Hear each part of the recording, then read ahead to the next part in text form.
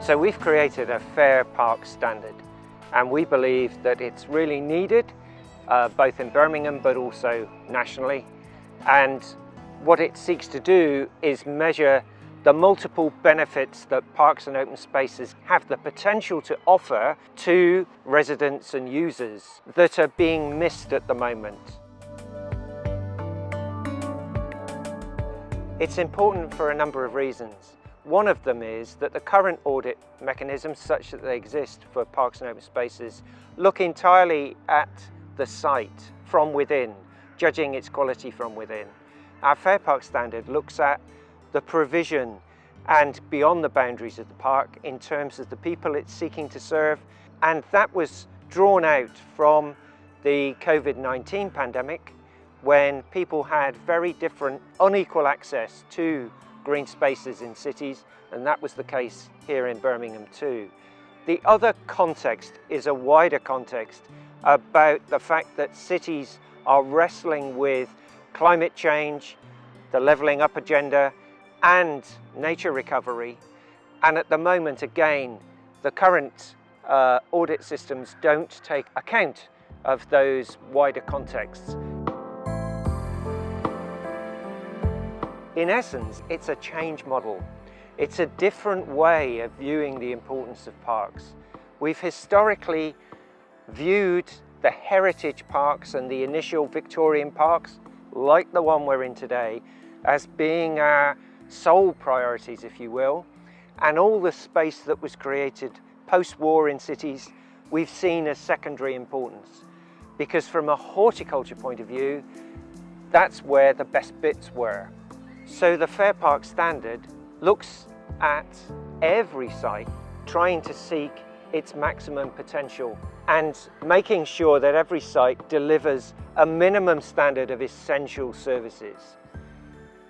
That gives us a very different set of work priorities for the Park Service going forward, and it'll lead to a sort of restructuring of the way in which we operate, but also it means that we won't be responsible for all those outcomes alone.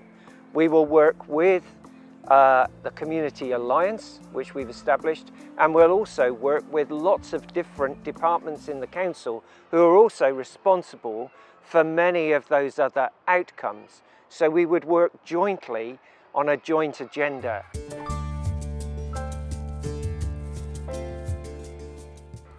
It's because we undertook an assessment of the whole city called an environmental justice assessment, which tested the living conditions in each ward in the city against health and well-being, access to green space, and their climate risk.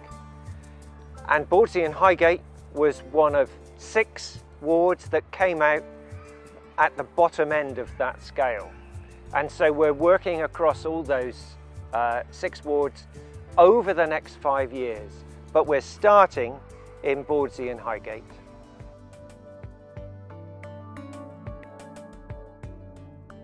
So our Fair Park Standard is constructed around what we believe are 5 really important themes. The first of which is a fair standard. Are all parks meeting a fair standard? And by that we mean that whole question of unequal access. The second one is relating to health and well-being. Are they contributing and working with local health professionals and local health facilities? The third one is relating to the green agenda, the much wider green agenda, climate change, the nature recovery program and such like, but it's also about the heritage aspects. The fourth one is around how do we value these spaces?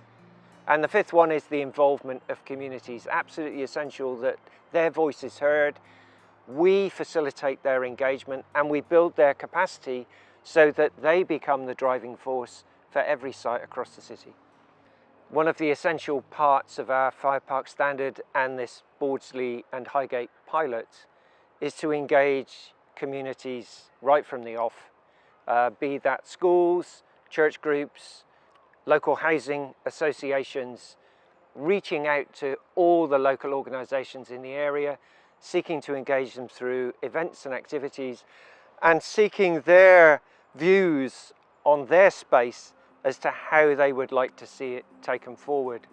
We're trying to build that community of interest, particularly over this first 12 months, so that they can set a program of change over the next 5 years. So far, we've audited the 34 sites that we are responsible for in those 6 red wards, the ones at the bottom of our environmental justice list. And we're working through those in a 5-year program with local communities and our community alliance. Where we'll go next is to the next block, so that we will complete all the red wards within a 10-year program. So our ambition in Birmingham is to have all 600 sites tested against the Fair Park standard over the lifetime of our City of Nature plan, which is a 25-year plan. We're also working with government agencies at the moment, Department of Environment, Department of Levelling Up, looking at the gap that exists, that there is no minimum standard.